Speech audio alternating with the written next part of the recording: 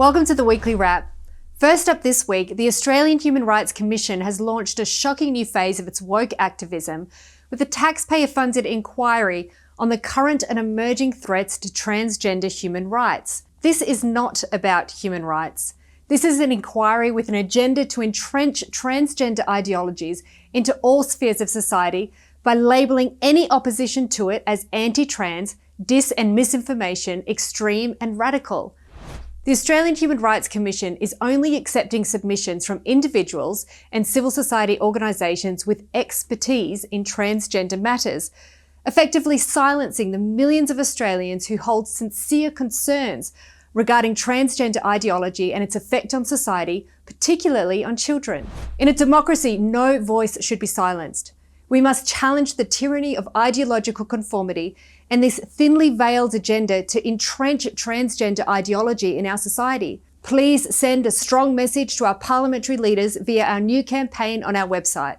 Still on religious freedom, in Queensland, a draft anti-discrimination bill has been released which threatens the autonomy of Christian schools. Should the bill pass, faith-based schools could quickly lose their rights to only hire staff whose beliefs and lifestyles align with their ethos. Similar laws have already passed in Victoria and the Northern Territory, and other states are likely to fall victim to this agenda unless the federal government steps in to stop this cancerous spread.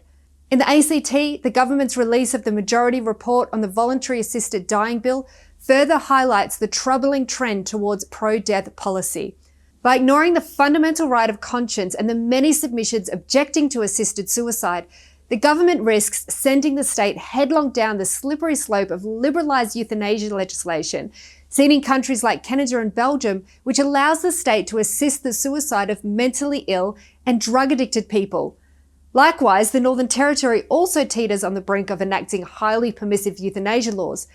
As the last jurisdictions without any such legislation, the Northern Territory and the ACT are at a pivotal point in shaping end-of-life care policies nationwide. Australians concerned about the dignity and protection of life should urgently advocate for policies prioritising compassionate palliative care over the normalisation of assisted suicide.